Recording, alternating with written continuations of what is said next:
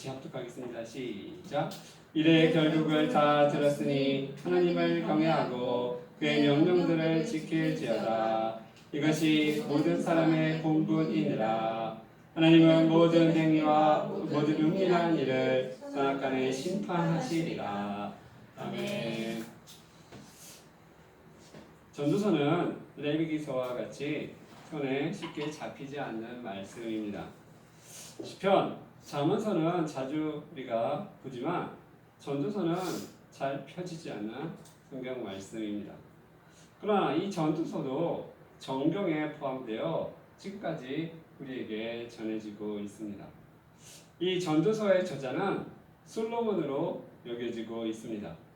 1장 1절에 다음과 같이 말씀하고 있기 때문입니다. 다윗의 아들 예루살렘 왕 전도자의 말씀이라. 솔로몬은 왕으로서 가만히 있지 않았습니다. 무엇인가 열심히 했습니다. 그의 별명은 건축왕입니다. 하나님의 성전을 7년 6개월에 걸쳐 세웁니다. 그리고 자신의 왕궁을 13년에 걸쳐 짓습니다. 무려 20년간 건축을 하였습니다. 그 밖에도 전국에 국고성, 병거성, 마병의 성들을 건축하였습니다. 국고성은 식량과 무기를 쌓아두는 곳입니다. 병거성은 전쟁용 수레, 지금 말하면 전차를 두는 곳입니다. 마병의 성, 말들을 이렇게 두는 곳입니다. 이와 같은 것을 전국에 이렇게 쌓았습니다. 그는 건축만 한 것이 아니라 왕으로서 자신이 하고자 하는 모든 것을 다 하였다고 말씀하고 있습니다. 집들을 짓고 포도원을 일구며 여러 동산과 과원을 만들고, 과원을 만들었으니까 과수를 심었다는 거죠. 과수를 위해서 못들을 파고 남녀노비들을 사고 소와 양떼를 가지며 은금을 쌓고 노래하는 남녀들을 두고 또 처첩을 많이 두었다고 말하고 있습니다. 한 가지도 쉽지 않은데 이 모든 일을 다 하였던 것입니다. 그리고 나서 그가 말합니다. 그 후에 내가 생각해 본즉 내 손으로 한 모든 일과 내가 수고한 모든 것이 다 헛되어 바람을 잡는 것이며 해 아래서 무익한 것이로다 하였습니다. 이렇게 엄청난 일을 하였는데 생각해 보니까 다 헛되고 무익한 것이라고 이렇게 고백하는 것입니다. 참 그렇죠. 너무 많이 수고했는데 왜 솔로몬이 이런 생각을 하게 되었을까요? 전도서에는 그 이유 중에 한 가지를 말씀하고 있습니다. 그는 생의 끝을 생각하였습니다. 이렇게 수고해도 가난한 자나 부자나 죽는 것은 마찬가지다라는 것입니다. 또 죽을 때 아무것도 가지고 가지 못한다는 것입니다. 그래서 아무리 많은 일을 했지만 다 죽는 것은 똑같고 죽을 때 아무것도 가지고 가지 못한다는 것입니다. 그래서 솔로몬은 말합니다. 헛되고 헛되며 헛되고 헛되니 모든 것이 헛되도다. 해 아래에서 수고하는 모든 수고가 사람에게 무엇이 유익한가? 또 말합니다. 마음을 다하며 지혜를 써서 하늘 아래에서 행하는 모든 일을 연구하며 살핀즉 이는 괴로운 것이니 하나님이 인생들에게 주사 수고하게 하신 것이라. 내가 해 아래에서 행하는 모든 일을 보았노라. 보라 모두 다 헛되어 바람을 잡으려는 것이로다. 그러니까 솔로몬이 갖고 있는 모든 지혜를 다해서 그 하늘나라에서 행해지는 모든 일을 연구하며 살펴봤대요. 그런데 살펴보니까 그 인생이 괴로운 것이라는 것입니다. 괴로운 것. 하나님이 인생들에게 주사 수고하게 하신 것이라는 것입니다. 자, 그래서 모두 다 헛되어 바람을 잡으려는 것이다. 이렇게 말하고 있습니다. 솔로몬은 보통 우리가 하는 일보다 훨씬 더 많은 일을 하였습니다. 그러나 그 모든 일이 다 헛된 것이라고 말하고 있습니다. 솔로몬의 생각이 이러하니 이것이 현실을 살아가는 우리에게 다가오지 않는 것입니다. 그래서 전도서를 쉽게 보지 못하는 것일 수도 있습니다. 그러나 전도서는 우리가 살아가는 현실을 오히려 더 잘 표현하고 있습니다. 그리고 어떻게 사는 것이 이 헛된 삶에서 보람되고 가치 있는 것을 찾게 되는 것인지도 말씀해주고 있습니다.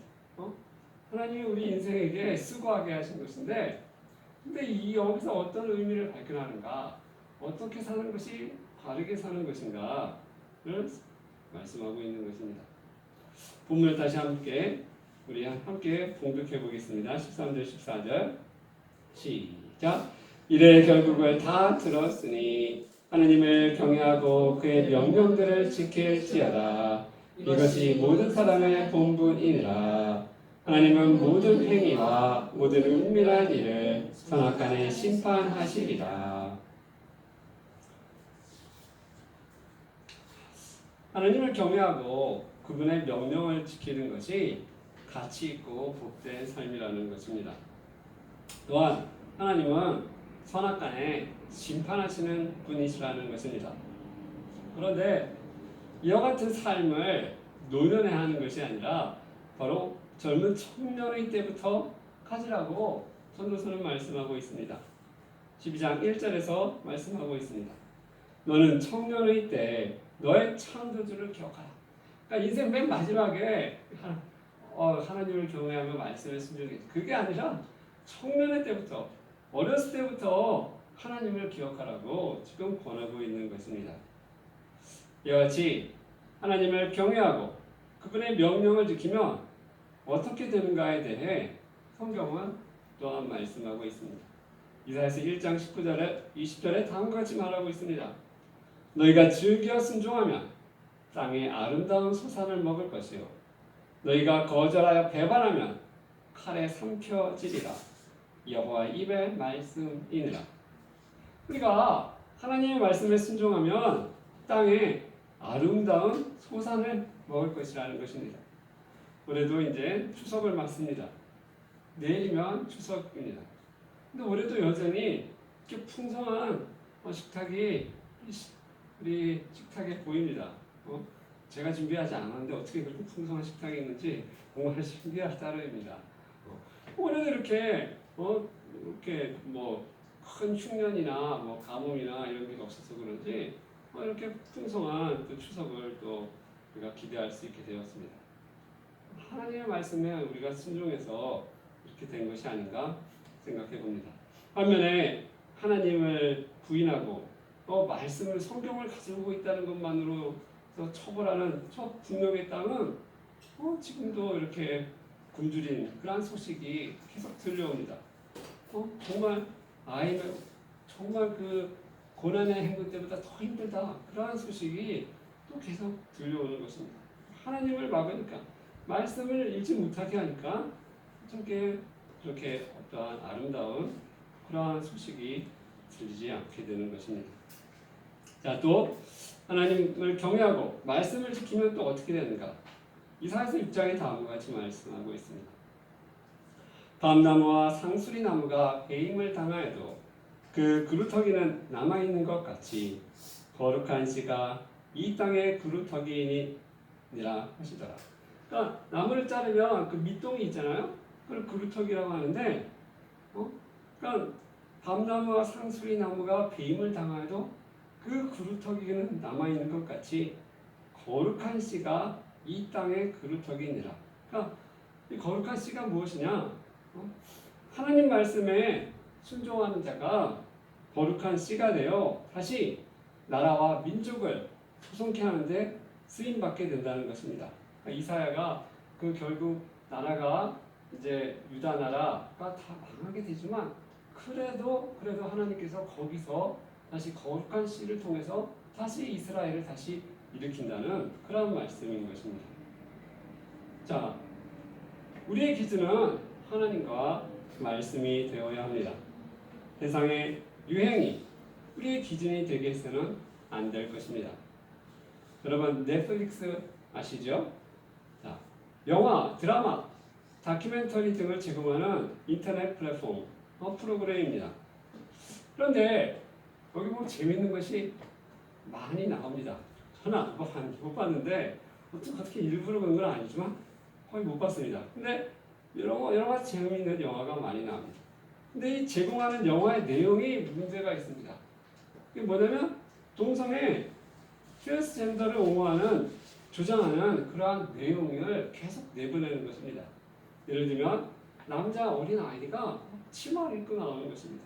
또 게이 부부, 남자 부부가 자녀를 양육하는데 그 자녀에게 남자 아이에게 치마를 입어보라고 이렇게 계속 권유하는 것입니다. 그러니까 뭘 모르는 아이가 남자 아이가 그냥 치마를 입고 이렇게 나와서 이렇게 활동하는 그런 영화를 보여주는 것입니다.